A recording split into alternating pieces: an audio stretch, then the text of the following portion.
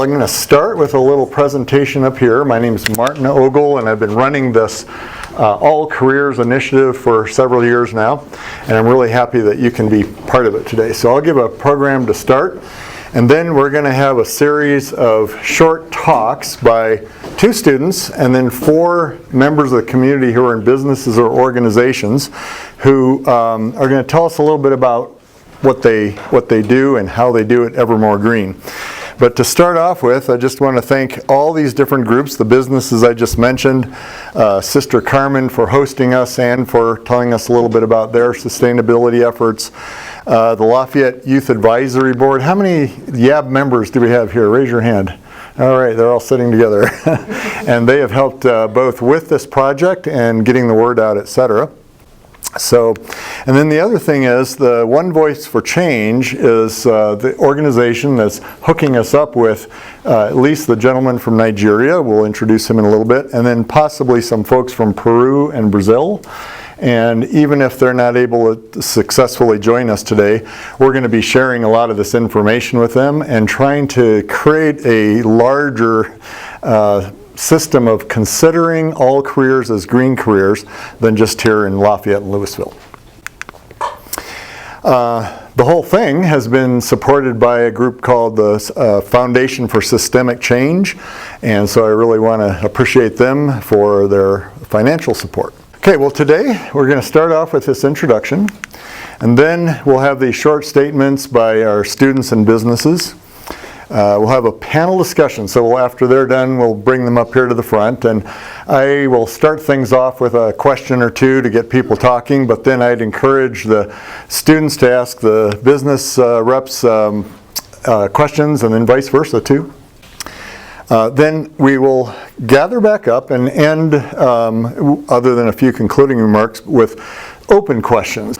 Part of the concluding thoughts will be that we have now already a green business mentor list. And there's about 17 or 18 businesses on it, and they're businesses that are self-identifying as doing green work and willing and able to talk to high school students or schools in a variety of ways. So it might be just a conversation, or it might be a field trip or a classroom visit. In some cases it might even be an internship. So if businesses that are here today aren't on that list, I ask you to consider that. And then I would love the help of students here to get the word out to businesses to see if we can grow that list quite a bit. All right, the central idea behind this, and again, because I worked with not all but many of the students here, you already know this, but let's put everyone on the same page, is to empower students, and by the way, not just students, all of us, but at the high school level is where you're starting to think about your careers. So this is why we really want to put this thought in your head right now, to connect environmental concepts to all careers and help create a better world, help create environmental sustainability. And I emphasize all because it's the whole economy. It's not just some few jobs that we call environmental jobs, or maybe green jobs in some case.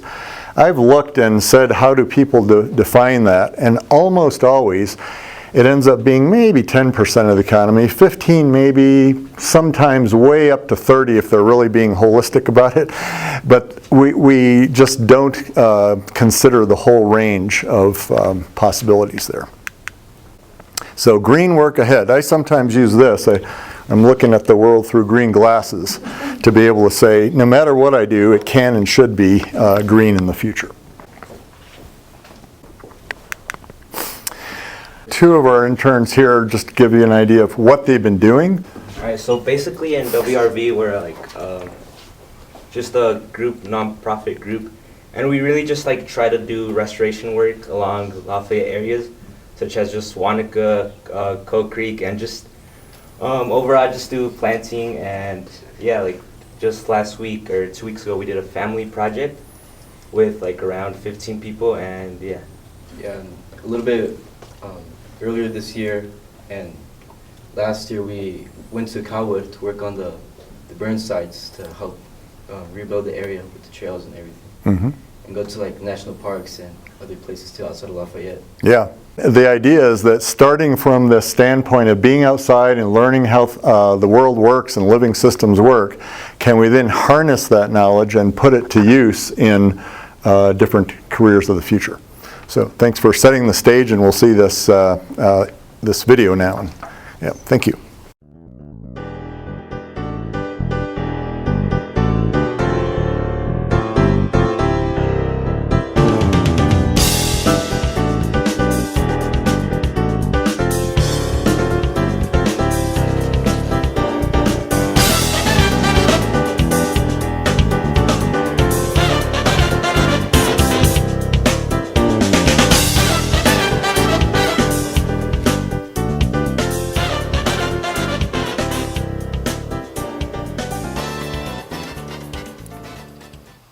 The All Careers approach emphasizes the importance of understanding living systems, life, nature, and how people fit in.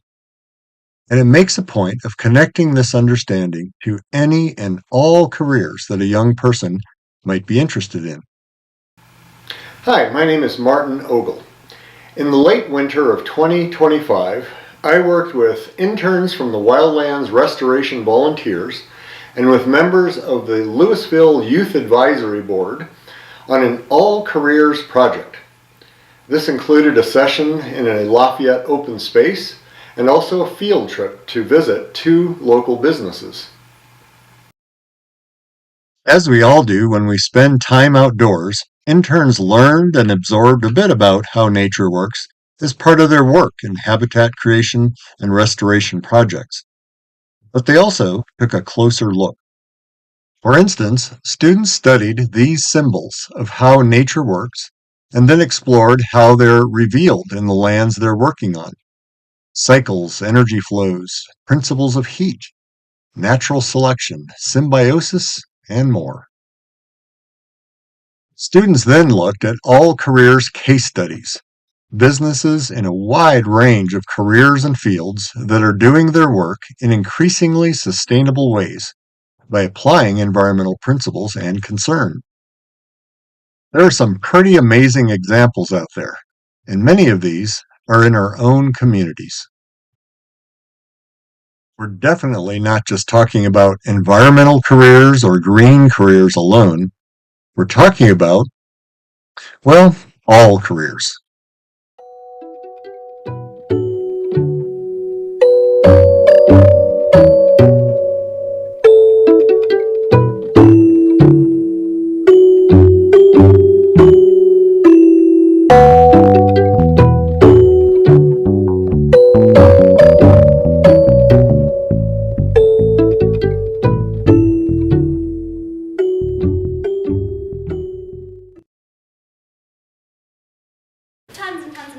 One might not think of Jack's as a retailer having the kinds of jobs that contribute to a green economy, but Jack's pays a lot of attention to advancing sustainability.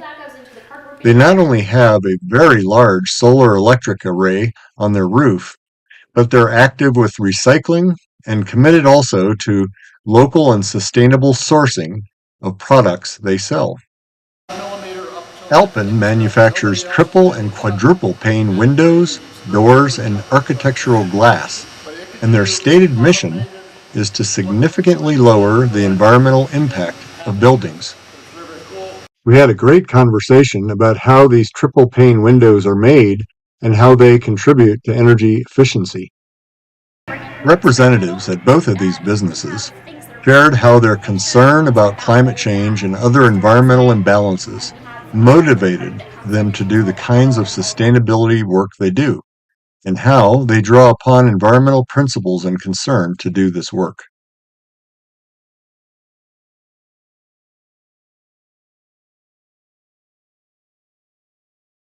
Way back in the 1990s, Interface Carpet Company developed the most sustainable carpet in the business, pioneering carpet squares and non-toxic recyclable carpet fiber. Their CEO said, "I used to think that my job didn't have anything to do with the environment, Then I realized that my job, as well as everyone else's job, impacts the environment in some way. And now advocating for sustainability has become my number one responsibility. So it really is all of our responsibilities. And there's great opportunity in this to not only advocate for sustainability, but to be a part of creating it through no matter what job or career that we're interested in and have aptitude for. So help bring this all careers approach to your family, to your school, to local businesses and organizations. See the URL that will immediately follow, and thanks for being a part of making the world a better place.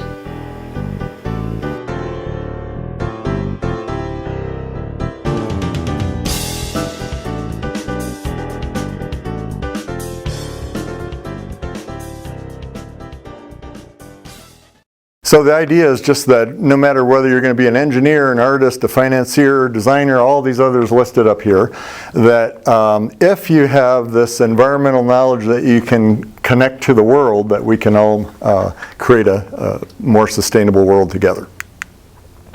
So here's just some of these symbols that stand for some of the environmental principles that would help us to know and put into practice. And we'd take a whole other session to go into these in depth. This is not a biology class or ecology class today, but some of them will ring true right off the bat. We have the circle of life, and we have symbiosis here, and we have the sun's energy, so renewable energy, et cetera, et cetera. And so we can put them to use in various ways. So here's one, cycling, recycling. There's no such thing as waste. We have to design it in to be used over and over again. We use renewable energy, symbiosis, and then we recognize that everything is part of one living system. So I'm going to put these all these four in just one area of life that hopefully you'll find interesting and go, oh yeah, I really didn't think of that before. And that's the nitrogen cycle. The nitrogen cycle in careers, well, yeah, it has to do with lots and lots of things, and we have to realize that we're part of that system.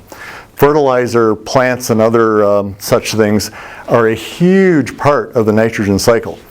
So not only does it take a lot of energy to produce fertilizer, for instance, but excess nitrogen in our world causes all sorts of problems in the atmosphere and the waterways, etc.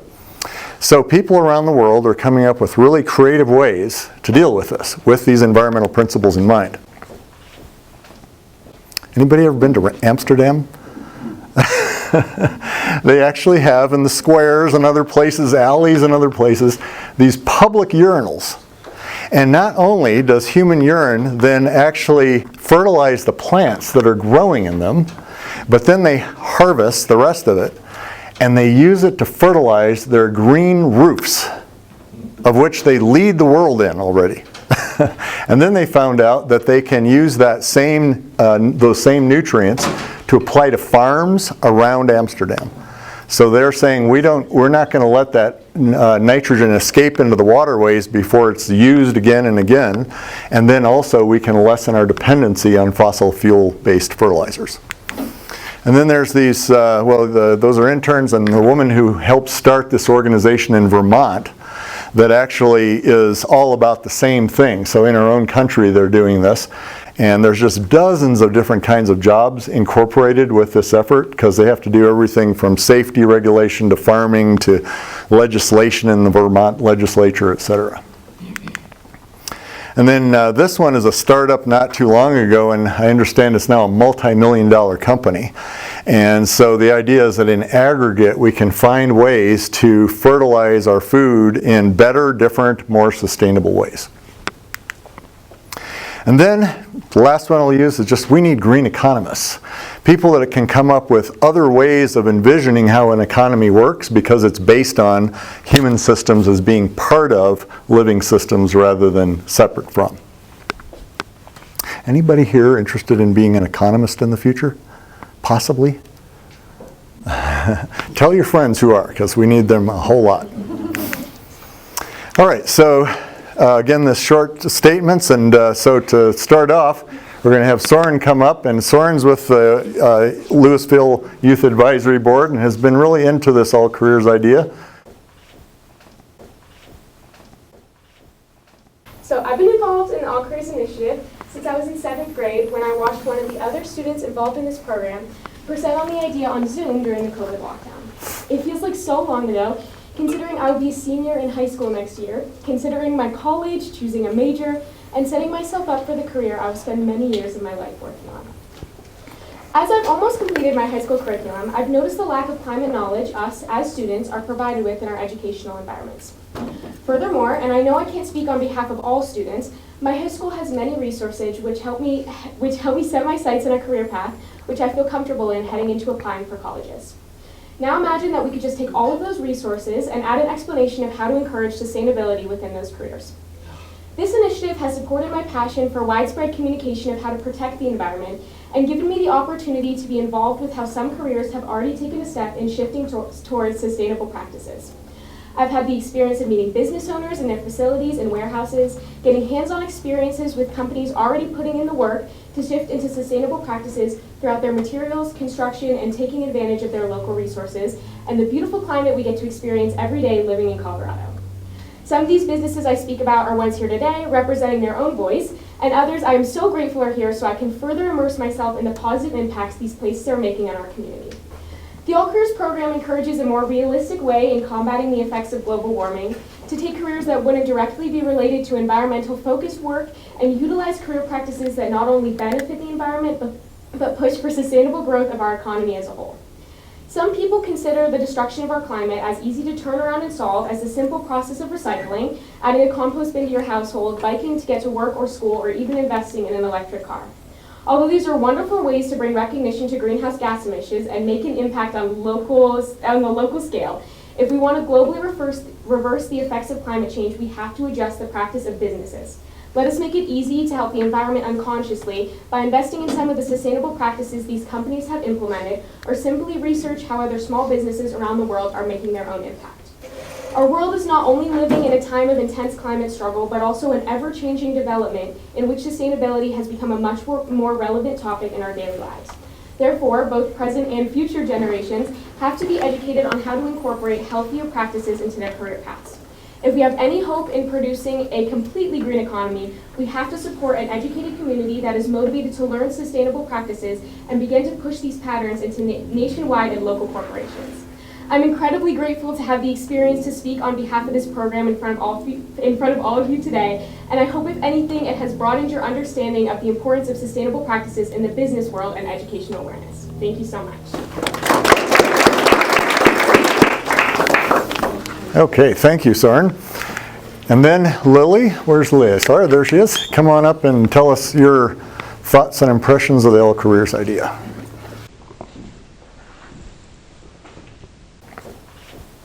Hi everyone, thank you so much for being here today. My name is Lily Timberlake and I'm a sophomore at Monarch High School and a member of the Louisville Youth Advisory Board. We have been collaborating with Martin Vogel on his All Careers project, and through this I've had the opportunity to learn more about Martin's approach to the environment in respect to careers. Before working with Martin, I had a very limited view on what it meant to be green. I thought that to be environmentally friendly in terms of careers, you had to be an environmental scientist or an ecologist. I figured that if these careers didn't interest me, creating a greener world professionally wasn't possible for me.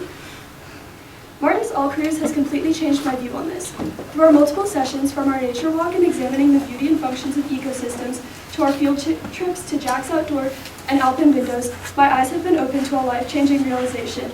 Environmental responsibility isn't limited to a specific job title, and careers don't need to be labeled as green and not green. All careers can be green, even if on different levels. Visiting Alpine Windows truly blew me away. Not only did I get to visit the factory where the windows of the Empire State Building were made in, but it was so intriguing to see the different ways this window company used to stay green. Window performance, quality, and durability were all considered in the production of these windows. As we took a tour of the factory, it really began to set in for me that all careers can be green. Before attending this session, I had doubted how much a window company could do to stay green. I was shocked at all the factors that can contribute to a green business. Personally, a field I'm interested in is neuroscience. Prior to working with Martin, I didn't see an obvious connection to the environment. After all, how could studying the brain relate to environmentalism? But now, thanks to Martin, I know there are various aspects to consider, like the environmental impact of my research methods, sustainability of lab practices, and even how our understanding of the brain can contribute to our relationship with the natural world. These possibilities for making any career greener are endless. It just requires awareness and a commitment to finding those pathways. This brings me to a major point. Understanding how environmental systems work and how our future careers fit into these systems isn't just for environmentalists. It is crucial knowledge for everyone, especially us as high school students who are considering future careers and preparing to go into them. We need to grasp the impact of our choices, both individually and professionally, on our Earth. That's why I'm so excited to be here today and about this program that Martin has put together. All Careers isn't just a concept, it's a wake-up call to act now. It's about empowering us, the next generation, to see that everyone has a role to play in contributing to a greener Earth, and it isn't just reserved for typical green careers. All careers can be green careers. Martin's work has opened my eyes to this understanding, and I hope it sparks the same realization in all of you. Thank you.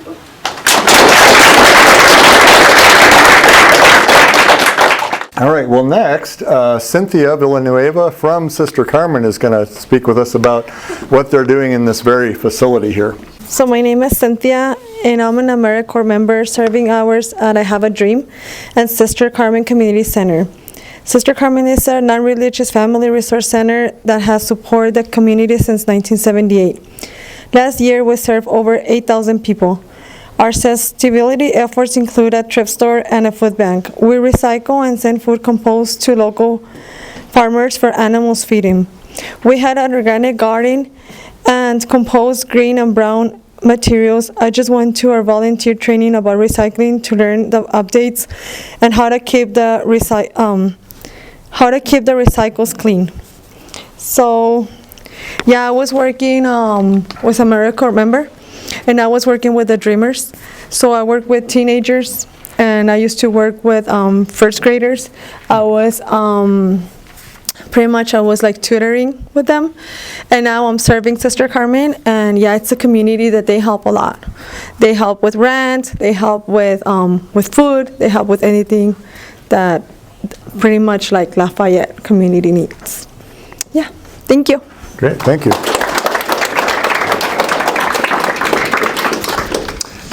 And yeah, I've been involved with Sister Carmen in different ways over the years, and I know that they do a great job of really considering their own operations. Okay, next we have Julie Dunn, although Julie's not able to join us today. And here's a perfect example. She's the manager of Jack's, and they're 2 people short today because of sickness, so she can't join us. But I've worked with Jack's a lot in the past too, and I can actually at least fill in a few blanks. One of the programs that I started doing with them years ago was called Chickens of Colorado.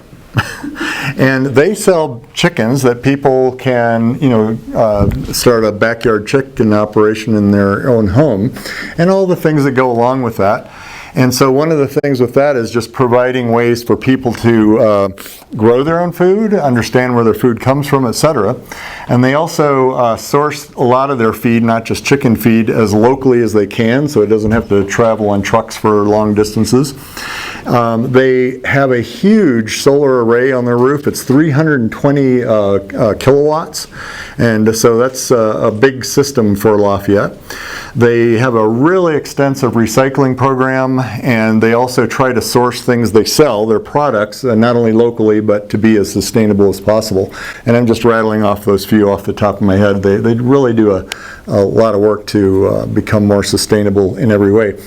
A little anecdote helps there too. It turns out that the Quinlan family started that company, and Sue Quinlan graduated from CSU in wildlife biology just a few years before I graduated from CSU in wildlife biology. So we come from a good starting point there. All right, and then Amy May is the director at Treehouse Learning, and she has a lot of things going on over there. Hi, thank you. I'm also an educator, but I work with the younger crowd, so first 5 years of life. My name is Amy May, and I'm one of the owners at Treehouse Learning, an early childhood education center just down the road from here. We're a second-generation, independently owned family business founded in 1997 by my parents to offer high-quality childcare and play-based education for infants, toddlers, preschool, school-age, or kindergarten and school-age summer camp kids. We enroll about 115 children at a time, which means that we've impacted hundreds of children and their families over the past 28 years. We also employ a staff of 35 people to whom we're committed to paying a livable wage and advancing the career of early childhood education as a sustainable, rewarding, and viable career. So we believe that children thrive when the adults, systems, community, and planet around them thrive. And this sentiment is echoed in our program mission, vision, and values. In fact, we don't believe that we would be caring for children very well if we didn't also care for their future and the planet that they live on, and the beautiful environment that all of us living on the Front Range get to enjoy. And we also wouldn't be fully educating children if we didn't direct them to learn about and love the natural world around them that they're part of. There's an African proverb that says, "What you help a child to love can be more important than what you help a child to learn." And in the first 5 years of life, care and education, or love and learning, are basically one and the same. Giving children the opportunity to have a relationship with the living world, or the chance to grow up caring about the well-being of others, and the natural beauty of our environment is something worth caring about, means that children inspire their parents, their families, and their communities to consider the future on their behalf. So, at our school, we have integrated ecological stewardship and environmental literacy directly into our daily curriculum and interactions with children. And this approach is inspired and articulated through our involvement with All Careers and working with Martin. So I'm making a distinction between the sustainability-focused aspects of our business operation and our facilities, and our incorporation of sustainability into the very fabric of who we are as a business. So even last year, we adopted a vision of sustainability to reflect both these concepts. So the nature of our business grants us a really wide sphere of influence, and we've leveraged this through both our child-facing curriculum as well as our business operations. We're a gold level member of the Colorado Green Business Network, and last year we were awarded the 24K Gold Challenge Award, being at the Denver Zoo, for the state's highest award in sustainability. So we started our green business recognition formally through projects like a 54 kilowatt hour solar roof array. And then a few years ago, a parent facilitated a donation of several flats of low water native pollinator plants from Resource Central's Garden in a Box program. So we embarked on a water reduction project, and we tore out our front lawn, and then we had our first class of summer camp kids actually do the planting and spread the mulch. And then that fall, we also had a community tree planting party where we planted 13 new trees around our property with volunteers and support from Play Boulder's Tree Trust program, and we added more pollinator gardens. We also planted a Three Sisters garden of corn, beans, and pumpkins with corn from Harvest of All First Nations, a local indigenous organization. And as a really special garden-to-table lunch, we even transformed these pumpkins into a delicious pumpkin bisque soup. So we collaborate with community partners like Growing Gardens, EcoCycle, and Lafayette Open Space for on-site field trips on topics like worms and decomposers, the life cycles of a seed, and local wildlife. And kids don't just learn about the environment, we also celebrate it through art and music. We have a saying, art changes hearts. So we sing songs about pollinators and make art from nature and inspired by nature, and even fancy trash art from repurposed, upcycled, or recycled materials. We're still very much a traditional preschool where children learn their letters and their numbers and circles and squares, but also what materials can be recycled and which ones go in the landfill, or how to care for both a friend and a ladybug, or the way fresh tomatoes and basil taste. The children all grow, tend, and help harvest food from their classroom gardens, which they proudly take to Miss Mary in the kitchen to incorporate into fresh-made lunches. We also have a relationship with Hoedown Farm, which is a local regenerative farm, so when the children compost their food scraps, they know that it gets delivered to a local flock of chickens and ducks who happily supply fresh eggs that we share with our teachers. So kilowatt hours and metric tons of CO2, or diverting 4,000 pounds of compostable food to the landfill, are really important green business metrics, but that's not what our customers are focused on, or where we have our biggest impact as a sustainable business. So we pay attention when the children tell us how they planted a tree at home, or a garden, or a fresh container of herbs at home, because we remember just how much small actions can have really big impacts.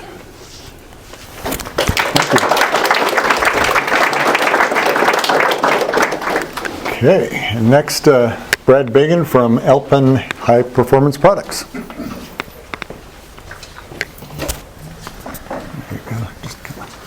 Thank you for the work you do. That's special. My name is Brad Began. I'm the chairman of a local Louisville-based company called Alpen High Performance Products. I'll tell you what we do, just by a show of hands. Who was born in here after June of 2007? Who was born before that? Okay, great. What happened in June of 2007? There was, who's heard of Steve Jobs? Apple, anybody? Okay. Steve Jobs was in a meeting with a company called Corning about something else. And they started talking about thin glass. Steve Jobs pulled out of his, just like this, out of his pocket, the very first generation of the iPhone that was introduced later that year. And he had it built, he was carrying it around in his pocket. And the thing that bugged him the most about that iPhone was the fact that they had a polycarbonate or plastic cover on it. And he kept scratching it nonstop with his keys. This is a true story. Corning had invented this very, very hard, thin glass cover. And Steve Jobs was in the meeting with Corning about something unrelated. And he said, "This is bugging me. I've got this polycarbonate glass cover on my iPhone. You guys make this thin glass. Do you think it would work with my iPhone?" And Corning said, "Of course it would." They said, "We've got 3 months. Do you think you can figure out how to get your glass into my iPhone in 3 months? And I'll introduce your glass in my iPhone." And in fact, they did. It's a true story. From the iPhone 1, of which I have one in my museum, thin glass became, for the first time, used in an iPhone. It then became used in smartphones and iPads and nanos and all these other things, etc. Shortly after that, this flat screen TV became popular.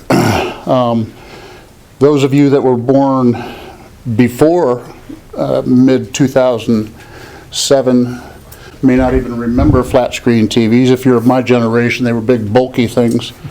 But as flat screen TVs took over the entire TV world, screens got bigger and bigger and bigger and bigger, and more people began producing very thin glass.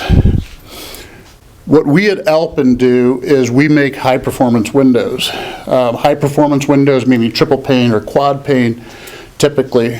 We've been in business for 43 years. I got involved with the company 16 years ago, and we began getting into windows. About 5 years ago, we had somebody really smart with the federal government say, "Have you guys thought of using thin glass in the middle layers of your windows?" And we said, "No, we haven't," but it was a very smart guy, and we said, "If you think we should, we will." We began working with it, and now we're in the midst of a massive capital expansion to add high-speed automated IG lines or insulated glass unit manufacturing lines to make thin glass triples and quads using thin glass, same thing as in an iPhone or a flat screen TV, as a center layer of windows. That's what we do. We are exclusively in the high performance space. We are crazy nuts about sustainability and energy efficiency because windows are the biggest problem in the built environment. 44% of all energy in a home and a building goes out through the windows. Windows account for 7% of the surface area. So consequently, we have a big mission. Why are we passionate about what we do? We're passionate because we know we have a race. Many of you probably lived in this area, what was it, 3 years ago, when on December 30th, I had 2 of our teammates come to my office and say, "Do you smell smoke?" I can't smell anything.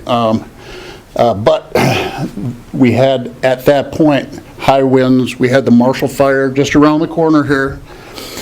And up to that point, when we had our meetings, we have employees all over the country, we were celebrating how late in the year it was that we had not had snow, because we have people in Arizona and Nevada, and they were always making fun of us in Florida about how warm it was in the winter.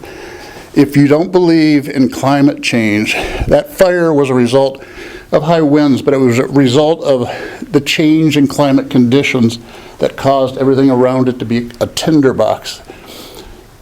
Then you never will be. We're very passionate about that. Our company is growing quickly. I am thrilled to be around you. Very well-spoken young ladies. I really appreciate how well-spoken you were. We need your generation to make a difference. I've got a 20 and a 22-year-old, and they're opinionated. They talk a lot. And they talk a lot about what our generation has done to create the conditions to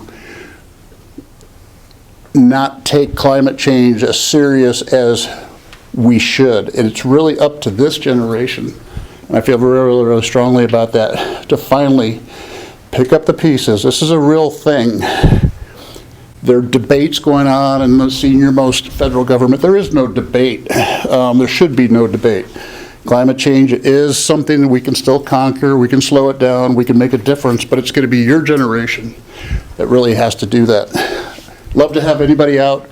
We're in the middle of investing $25 million in our company to grow as fast as we can, to make as big a difference as we can in the high-performance space, and to try to get better windows in every building we possibly can. Thanks. Thank you, Brian.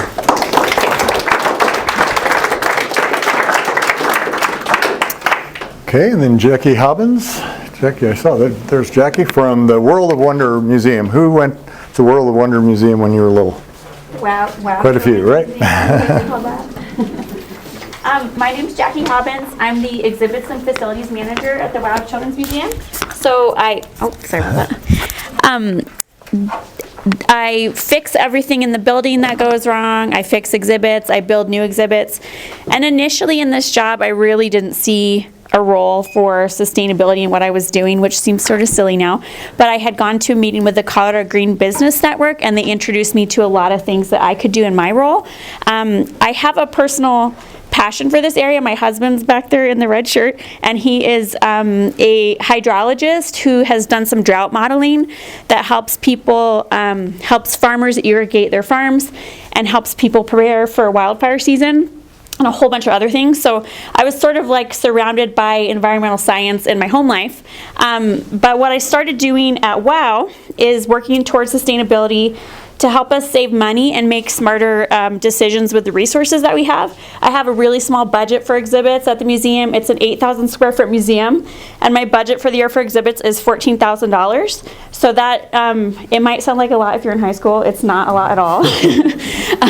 That covers art supplies. It covers all the toys on the floor that have to get replaced, repairs, and new exhibits. So I realized pretty quickly that if I didn't try to access resources in a different way, I wasn't really going to be able to get much done. So now I build a lot of exhibits out of materials that have been donated to me, or sometimes offcuts from the commercial industry. So like if there's a toy company called Kodo Kids in Broomfield, they make all these kind of Montessori wood toys. I can go down there and pick through their scraps whenever I want, because I know Chris, and they have all kinds of materials. They'll have like, you know, a board that has a whole bunch of circles cut out of it. So then I have all these circles, like what can we do with this?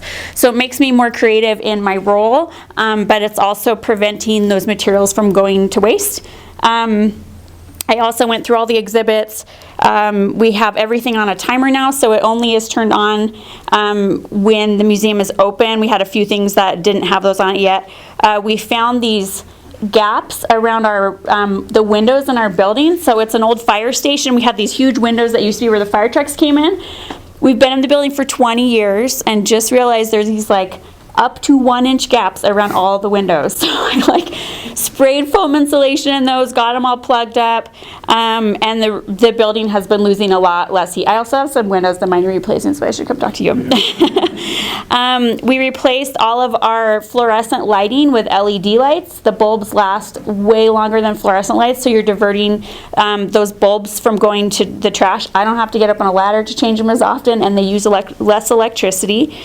We also have all the staff computers now on timed power strips that turn off at night and prevent sort of phantom power loss. So if you have stuff plugged in, even if it's not turned on, you still can lose energy out of those outlets. Those specialized power strips can help with that. Our bubble exhibit, who's used our bubble exhibit? Makes like a big bubble around you. So we switched that over. We contacted Boulder Clean, which is a B Corp that uses sustainable practices when they produce soap. They gave us a hot deal on the soap, so now we have cheaper soap that is better for kids to be around in our bubble exhibit and has reduced costs for us. We also worked on waste reduction. We worked with PACE, which is called Partners for a Clean Environment. They help businesses make sustainable decisions, or sustainable changes. Sorry, I'm losing all my words up here. So they helped us standardize all of our recycling and trash cans and then make custom signs for each room. So the art room has art supplies on it. The snack area has stuff from our vending machine. So that's a way that we can educate the public and educate young children on what recycling looks like when they're in our space. We also are hoping to have a renewable energy exhibit soon, I hope. And we also do garden programming similar to kind of what Amy's doing at Treehouse.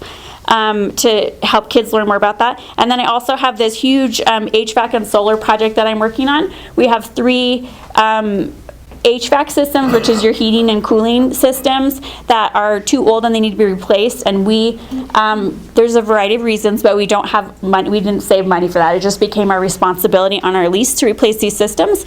So we're looking at replacing them with heat pump energy, which is a more renewable or a more energy efficient way to get the heating and cooling to the building, and then putting solar on our rooftop to reduce our energy costs and also take the burden off of coal power plants. So that's what we're doing at WOW. And I think what I've, overall, I've just realized that there really is a role for every choice that we have in any role that you have, or even in your home life.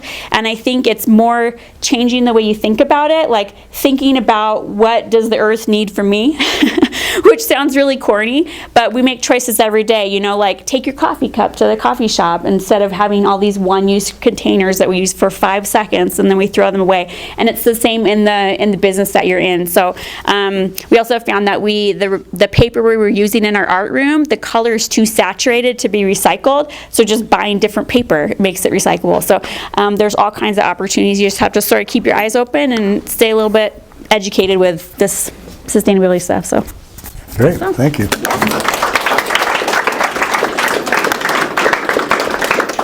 Clinton Dandison, who's the executive director of Aspire Climate Vanguard in Nigeria, and he works in many parts of Africa. Hi everyone, Clinton here, joining from Nigeria. At Aspire Climate Vanguard, we work to help young people lead climate action across Africa. We focus on climate justice, storytelling, and giving young people real tools to build a greener future. In Nigeria, climate change is not a future problem, it's happening right now. We face things like extreme heat waves, floods, and poor electricity to adapt to the extreme weather conditions. Young people are not asking if they should act, they are finding ways to survive and create a better future. No matter what career you choose, whether it is teaching, medicine, engineering, the arts, you can help protect the planet. We need everyone, not just scientists or activists, to make the future greener and fairer. Arts also play a huge role by telling powerful stories and making climate issues more relatable and creating a real sense of urgency. Let me go ahead and tell you just a bit about how I got involved with Clinton. We were on a Zoom call through another effort, another organization, and I found out what they were doing, and they're mobilizing students, especially in Nigeria but elsewhere, to start thinking in very much the same way as what we're talking about here. So one of the big things that they have to confront there is pollution and inequalities and so forth with the fossil fuel industry, but they realize that that's not the only thing they have to address. And so here's what Clinton had to say. Aspire Climate Vanguard is a Pan-African youth-led climate movement working at the intersection of climate, action, media, and civic engagement. We're based in Nigeria, but our programs reach young people across the continent. Our work focuses on equipping African youth, especially students and early career change makers, with the skills, networks, platforms they need to become climate advocates, digital storytellers, solution builders. From city-based climate climate weeks to campus campaigns and regional fellowships, our programs spotlight underrepresented climate voices and help young Africans drive local climate solutions. One approach was inspired by a deep urgency. African youth are at the front line of climate impacts, but often left at the margins of climate conversations. At Aspire Climate Vanguard, we believe that sustainability is not a trend, it's a survival strategy for our generation. Climate change is no longer a distant threat, especially in Africa, where rising temperatures, floods, and food insecurity are already affecting millions. We saw a gap in the space for climate education that was youth-centered, locally relevant, and action-oriented. That's why our messaging, campaigns, and programs are grounded in sustainability as both a necessity and a tool for justice. We run a state-to-state roadshow in Nigerian federal colleges, helping students understand climate change through storytelling, civic education, and green skills development. We integrate local environmental issues and student-led advocacy, encouraging practical climate actions in their schools. This new, the new 3-month initiative is the African Climate Creatives Fellowship. This new 3-month initiative trains mid-level climate activists in digital media, helping them launch campaigns that raise awareness and demand action on pressing climate issues, from clean energy access to plastic pollution, through video, design, and writing. So we completely agree with the all-careers approach. It is not only helpful but essential. Sustainability should not be boxed into science and policy careers alone. Artists, engineers, lawyers, marketers, teachers, farmers all need climate literacy to thrive and contribute meaningfully in the world ahead. That's why our programs bridge climate knowledge with diverse climate paths. Our fellows learn media production, our student ambassadors engage with environmental law and civic responsibility, and our campaigns show how everyday skills can advance sustainability goals. Climate change is everyone's business, and that's how we can train the next generation to see it. Okay, so if the folks who have spoken can come on up here, and we'll make a row of chairs, and we're just going to have a little bit of conversation between you all. Okay, well, I'm going to start just by kind of seeding the conversation by asking our students, between this session today and others that you've been at, what was maybe one of the biggest takeaways that you learned about how different kinds of businesses are incorporating sustainable practices? Soren, why don't you start off by saying what your impression is, and we'll turn to Lily. I don't know, I think the thing that I find most interesting about sorry, that's my bad. I think the thing I find most interesting about this approach is you see a lot of climate activism and passion from students right now, because climate change is so important to our generation. And you see those clubs at school, and I'm sure everyone that's in high school or middle school here today has a club at their school that supports like climate activism. But through these programs, I see how much the older generation as well is trying to encourage us to work toward what they've already started, which I think is really interesting and something I take away from like those the field trips that we go on, and places like Alpen Windows, which I visited, and Jack's and that sort of thing. I think that's what I take away, is they're setting that base for us, and us as students can kind of gain on that base and continue the all-careers approach as we get older. So yeah, that's my main thing. Great. I agree with Soren. I also think just being able to go on all our field trips, like we went to Jack's and Alpen and all those places, and I feel like being able to just experience it and not just hear about it, but actually be there and see like all the things that they're doing is really helpful. And it just made me realize that like all careers there's always a way to figure out some way to make it more green and to be better. Great, thank you.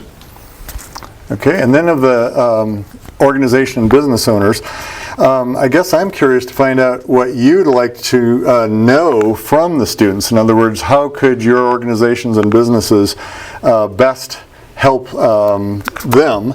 Let's start with your answer to that. In other words, maybe some ideas for how you can help students learn all the things that we're talking about here today. You want to we'll just start on this side and go that way. You want to say, how can Sister Carmen help students find out more about creating sustainability in our world? Well, I think, like I said, Sister Carmen is a community that it helps a lot. Actually, Sister Carmen has shelters too for families. I think that Sister Carmen will give some hours for the dreamers too, to help the community, so do like a community service.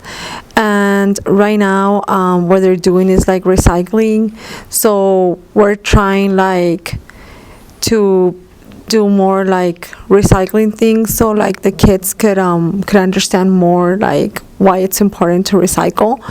But like I said, Sister Carmen is a community that is being like for years already, that they help pretty much is more like with families, like even they help like once in a year that they can help like with rent, or even they give like vouchers for like the thrift store for families. So it's more like they associate more like with families pretty much, but they're giving hours too for the dreamers for community service and all that.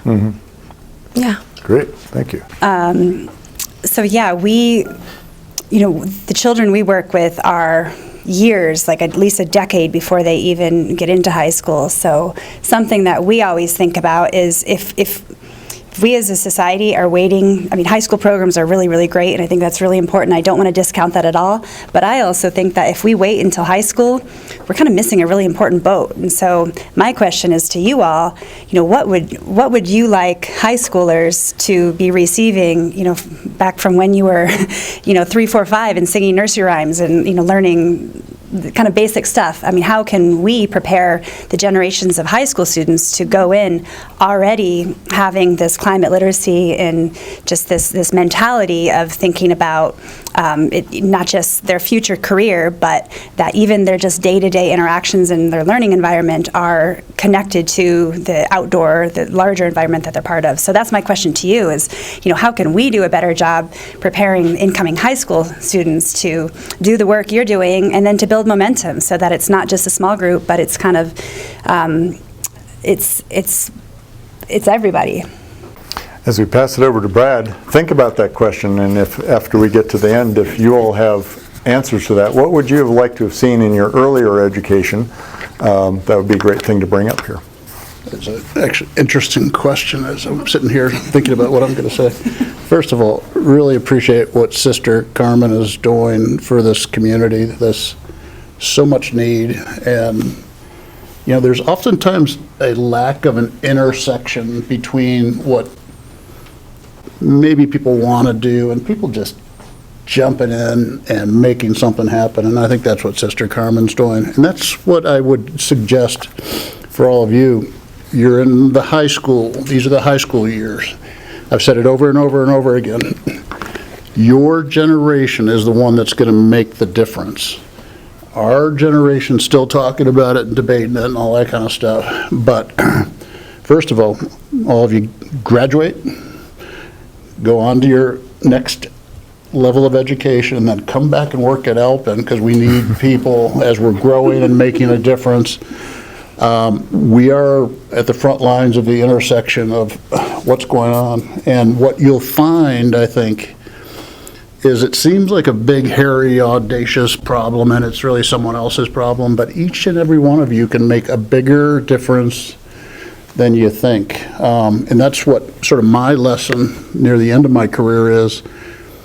I'm really passionate about this stuff, and our company is actually making a difference in many ways, not just with our products, but by modeling to other window companies what can be done, and actually an oversized influence there. So come back, finish your education, come work for us, come see what we did.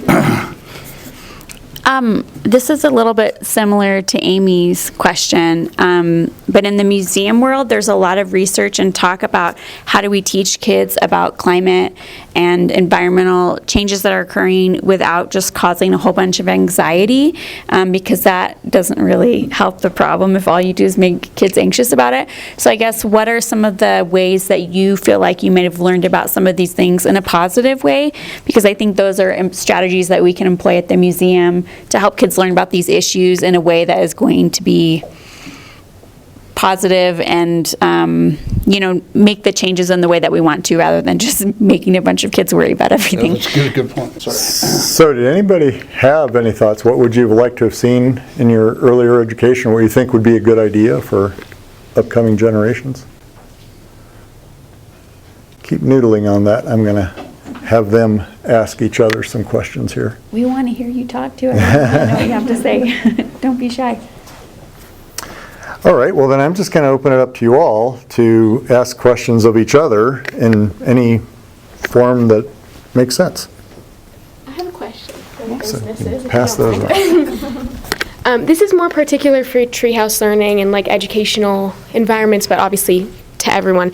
A question to everyone is educators that are outside of like sustainable, more sustainable based learning, how would you encourage them to incorporate sustainable practices and climate-based learning for their students? Because you guys already have that base, so I want to know how you would encourage it within other schools. That's a really great question. So we don't advertise as a nature preschool or a environmental education center. Most of our families are looking for a traditional preschool, and parents are worried about their kids going to college, and so we're actually trying to kind of take these backdoor ways and to attract people who maybe really don't pay much attention, or that's not on their radar, is what are they looking for in a preschool.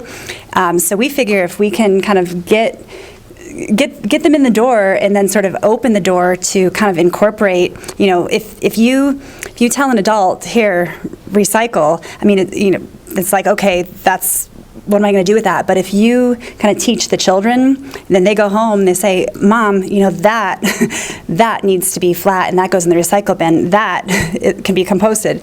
And so I think that's something that we're intentionally trying to do, is to inspire other schools, because some people want like a forest school and they want their kids building huts in the wood, and that's really great. But the reality is the majority of parents, maybe that's not on their radar. So if we can kind of connect to them, and by showing, in our front gardens, I mean, something that's so hard to ignore, just that this is a pollinator garden. I mean, we'd like to have, signs up, but when the kids start bringing it home, it's kind of this backdoor method of influencing families as much as it is children. Don't tell anyone I said that, but that is kind of our mission, to not just impact children, but the community that surrounds these children too. So that's my kind of take on your question. Yeah, this I find this area really interesting, because at the WOW Museum, sustainability is not our mission. Our mission is to inspire curiosity and learning through play in children. So this project I want to do, the HVAC system and the solar, initial quotes are $250,000 to get those 3 HVAC systems replaced with heat pumps and get solar on our building that will cover all of our energy expenses. It's going to cost more than traditional systems, but there's also funding available. So I have to make a case to my board about how this can be a financially viable option for us, how it can save us money in the long run. And I think that's sort of how sustainability has to move. It cannot just be something that rich, bougie people do. And I think that's how I grew up, going to thrift stores and food banks. It made me a very resourceful person, and I think we are sort of all called right now to be those resourceful people. Somebody called me and they had a whole bunch of 4-by-8-foot plexiglass that they wanted to donate. So I'm going to build a floor piano, and it's going to be awesome, okay? But I'm doing it because somebody gave me $3,000 worth of plexiglass, and so I have this material to use.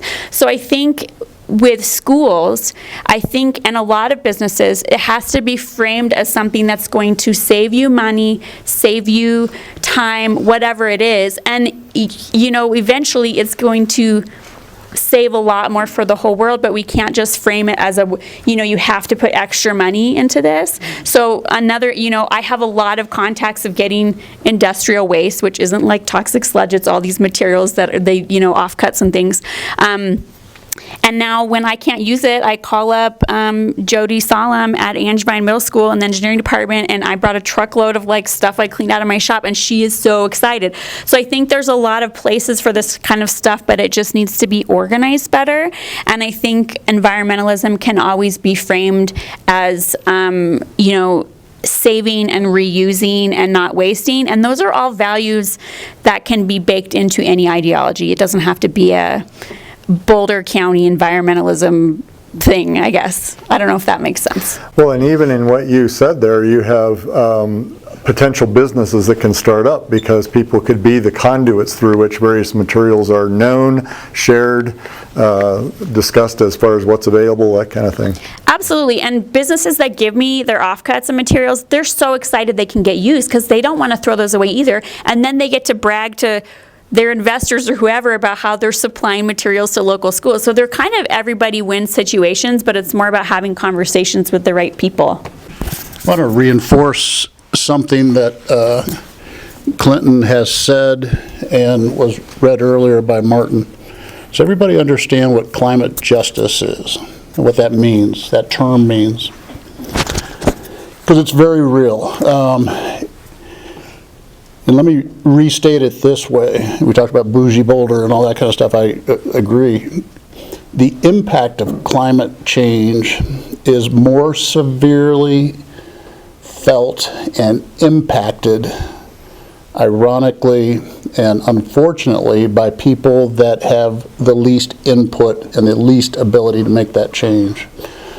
It's the people that live sometimes in poverty, or they live in less advantaged economic conditions that oftentimes are facing the front lines of climate change. So as you consider your careers and as you consider where you want to influence change, remember that.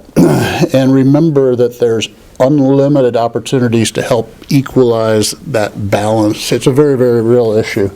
We're very fortunate here in the Front Range in Boulder County, more fortunate than many people, etc.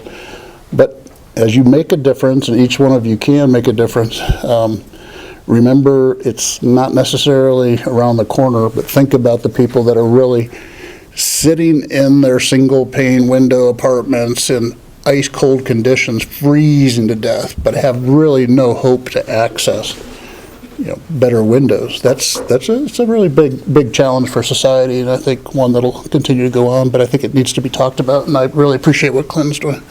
I have an answer to the question that was asked earlier. Like what you'd like to see in younger ages. Thank you. I feel like there's a disconnect with us from crazy environmental impacts, like maybe a field trip to a recycling plant or a landfill, to get the connection to see that it's real life instead of just hearing about it and just presentations, and I think that could help a lot. So field trips or other first-hand ways of experiencing what the impacts are, what the solutions are, all that. Is that kind of fair? Anything else on that? Nope. Okay, great. So that earlier ages and then into high school, I imagine too, to be able to have those kind of practical experiences so that we can see and feel it as opposed to just hearing it and reading about it. Yeah. Did you want to add? You want to add? I mean, I'll add to it, I guess, that field trips really it help us experience the climate change. I know from an early age, schools they briefly touched on it, but we didn't really learn about it. So that's why I'm attending this and I think I learned a lot actually. So, yeah. Yeah, in a way, this is a field trip, right? Come to a different location, met new people that you haven't met before, heard from people who are doing actual work, and the hope would be that you could raise your overall, not only knowledge, but your kind of level of interest and commitment and kind of can-do attitude. I'm going to finish with a quote here when we wrap up that kind of encapsulates that. Yeah. Yeah, I was wondering about, so we mentioned near the beginning how just taking individual action for oneself, like buying an electric car, really isn't enough. And it is so much better to like take that action within your career, whatever that may be. And you've mentioned like with Alpine Windows about how that can, taking that action within your own company can kind of be an example for like an entire industry. I was wondering kind of what like specific pathways or opportunities may exist to kind of spearhead that within whatever career one may choose to like try to influence and impact an entire industry to take more action and be more sustainable as a whole. Was that for Mr. Bagan? Largely, yeah. Or if anyone has comments on how kind of like the influence of your work on others. Yeah, it's a great question. First of all, and this is going to sound corny, but this is what I talk to my kids about, and I mean it really, really sincerely. It's think about the impact you can have every single day on every single person. Someone talked about it earlier. When children grow up understanding that recycling is right, and you're in your home, and mom, or more likely dad, is not recycling, simply reaching out, politely and talking about that. But don't ever underestimate your ability individually by just looking for opportunities, believing in yourself, being confident, reaching out. Ask the simple question, why someone's not doing something. Look for opportunities to marry, what you see out there as, part of your career, or just to get involved and learn. Keep learning, be intellectually curious about issues. That's a really, really big part of it. And keep, challenging and pushing people to do better. Whether it's your roommate, whether it's your spouse, whether it's your parents frequently. It's the little decisions that make such a big difference. I'd love to know how you knew that paper carried more pigment and was not recyclable. Where do you learn that stuff? How do you find out that to influence your daily changes? I can tell you. So the Colorado Green Business Network is kind of the first place I got involved in sustainability. And honestly, I went to the first one because I was like, they're going to have free food. I'm going to go to the zoo for this event and it's going to be fun. And I went around to all their tables and I asked everybody, like, what do you do? And then I slowly started getting ideas of how we can incorporate it. PACE, Partners for a Clean Environment, is the group that came to our museum and replaced all the fluorescent lights with LEDs. They walked us through some other changes we could make. And they offered to do a recycle workshop with our staff, and Jennifer was in my office one day and she was like, what kind of paper do you use in the art room? And I showed it to her and she was like, I don't think this is recyclable. So I think if you want to make changes, I mean, you guys could even, like, I know a lot of students have to do senior projects and stuff. You could do a project in your school where you have somebody from PACE come to your school and say, what small changes can we make here? Can we standardize all of our recycling and trash cans so that everybody is doing it right at school? Like a lot of the changes that we made at WOW, I thought they were all really little things, and then Colorado Green Business Network asked me to be the keynote speaker at their yearly event, and I was like, okay, cool, and I started putting it together. So all those little things add up, and I think it's more about, instead of feeling anxiety or worry about climate change, think about like, what are some little things I can do and just build on them, and then eventually you have this mindset of like, I don't think we should use those plastic cups. Let's use the aluminum ones from Ball that we can wash and reuse again for another event or whatever. So then you'll just start making decisions that will save you money or whatever. whatever way you've been able to weave that into what you're doing. I'm just rambling now. I don't even know what the question was. I forgot. Yeah, no, I was going to say, one of the roles that I think about is telling the story of why we do what we do and what we believe. And so, to your question, and to your question as well, early childhood education is not really known for being like a sustainable green, business, and because it's usually a business that operates on really low margins, so we have to be really crafty and creative about our resources. And so, so just telling our story and realizing that you can save money, you can make the connection to just seeing, a parent facilitated donating these plants, and so we did that, and it's kind of taking what you have and then just getting kind of created from there. And some other things that, that could be applied to any organization. We had a staff member say, hey, could we do like a spring clothing swap? And so all the staff, we set up a rack, and staff brought in clothes, and they had this really cool clothing swap. And then we're like, well, we also have an entire community of families, of babies who grow really fast and outgrow their clothes. So we had a clothing swap for families too. And then whatever wasn't part of the exchange, we were able to donate as well. And so that's something that wherever workplace you end up, you are what makes a workplace community a really healthy place. And so the ideas that you bring, you can bring them really wherever you are. Another example of that, we did a transportation survey and just kind of put together some simple questions. How do people get to Treehouse Learning? Do they take public transportation? Do they ride their bikes? Do they, what kind of vehicle do they ride or drive, if they drive? And then using that, we also worked through PACE, and they installed bike racks. And so, seeing kind of where the opportunities are and where the needs are. I mean, really to bring kind of environmental stewardship into whatever career you're in, but also whatever workplace you're in. There always needs to be someone who's like, hey, can we start a compost bin? Because it's hard as a workplace to kind of get something really off the ground and with a lot of momentum if there isn't a few people who are like, yeah, I'll sign up. So when people come forward and say, hey, I'd really like to, start this garden out back, then that gives any workplace that you join, as long as someone owns a project, it's a really great place to move forward with ideas.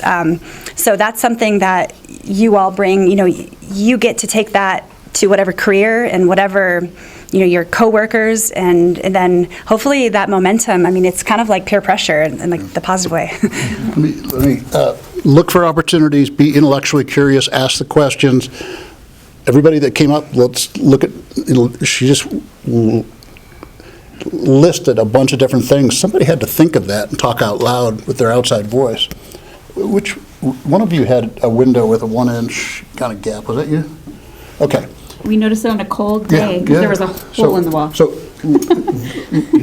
listen to this. You were also talking about heat pumps and all that. Anybody know what a heat pump does? Or heat pump heats and cools homes. It's the new thing. Everybody's doing heat pumps. It's cool because it doesn't use natural gas or carbon-based fuels. Most of our homes have like natural gas run hot water heaters and all that kind of stuff. Heat pumps are cool. They're all the rage.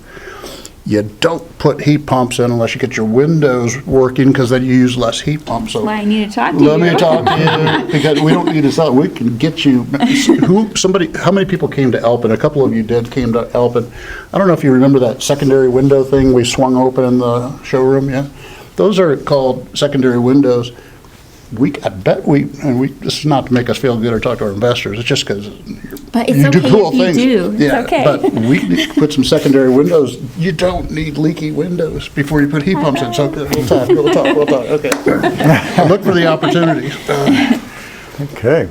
I just wanted to say, if anybody wants to come see the WOW Museum or see more of what we do, please contact me, and I'm sure most of the people up here would be happy to talk to you more about their role in this kind of work. I'm just happy to spread more information about it, because I think, just as you were saying, you become an ambassador to the Windows world. I've become an ambassador to the museum world. You've become an ambassador to the early childhood education. So whatever you do, tell all your friends, Yeah. Here we go. Comment or question from? This is just another thing to add to Amy, that when I couple years ago when I went to Mexico, it was a lot more different than how the environment worked over there than here. Like they'd use cardboards instead of plant pots to plant their plants, leftovers to feed animals, and a bunch of really creative ways that not only my grandparents but everyone around the town used to recycle, to come up with creative ideas to reuse the stuff that you just throw away naturally.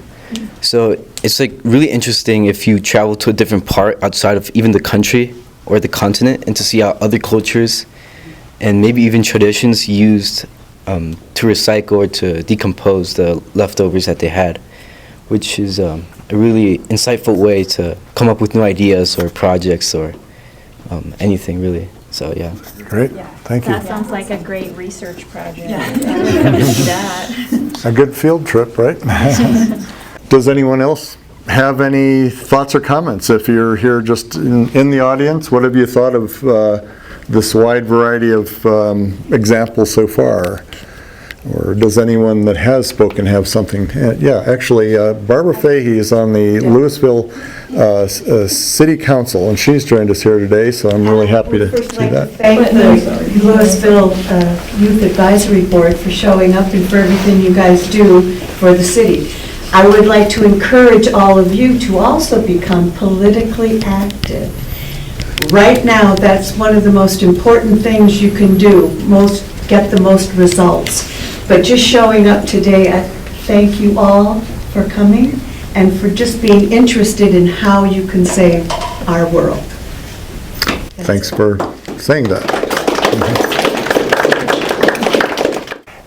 This is an all-career statement that we're going to include along with the invitation to the green businesses, and we're going to ask people to sign off on it as well. And I won't read it here. It basically says the importance of the things that we've talked about here today.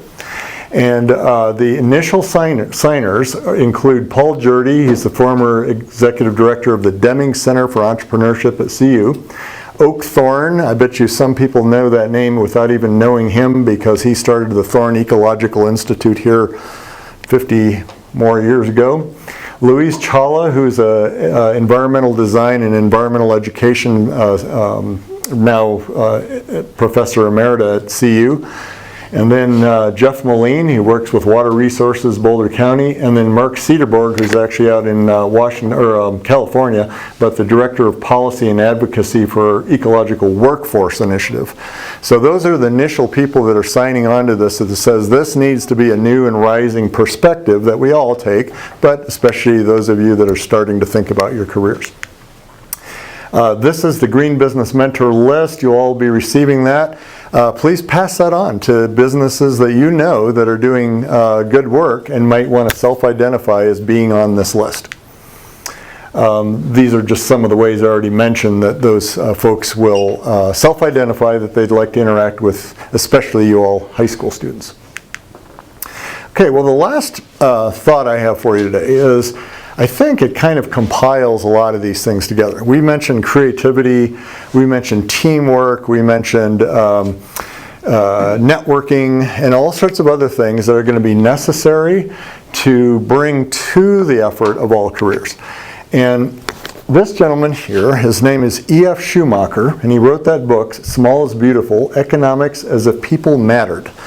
And it actually could be entitled Economics as If People and Planet Mattered, because he was thinking about this stuff decades ago. Well, it turns out that I owe a lot to this man, not only because of his ideas that I've read his book, but because his son-in-law delivered me. We lived in Korea. I was born and raised in Korea. And I was a breech birth. Came out backwards. And at that time, the only person in the whole country that knew how to deliver a breech birth safely was his son-in-law. So I could say that I literally owe my life to him. And in a not too stretched way, I think I could say that we owe our visions of the future to people like him and many, many others too. But for me, it's a kind of a personal connection. And there's a quote that he had that is from a film that I saw him in, that I'm going to put up on the screen here, and I'm going to read. I'm going to try to catch some of the inflection of his voice because it sent shivers down my spine when I heard it. He says, our first resource is always people. Good, solid, self-reliant people who don't live in fear of what might happen. And he was talking with people all around the world at the time about building local, resilient, sustainable, the word wasn't in use yet, but sustainable economies that would empower people in those regions. And he says the first thing is we need good, solid, self-reliant people that don't live in fear of what might happen. And that comes when we start to become empowered and when we start to realize that we can work with others and we're in a team and we're in a community and we therefore have the confidence to do things that otherwise we might have been a little reticent to get involved in. So that's one of my big inspiration points, and I thought I'd share it with you to end our program today. Thanks a lot.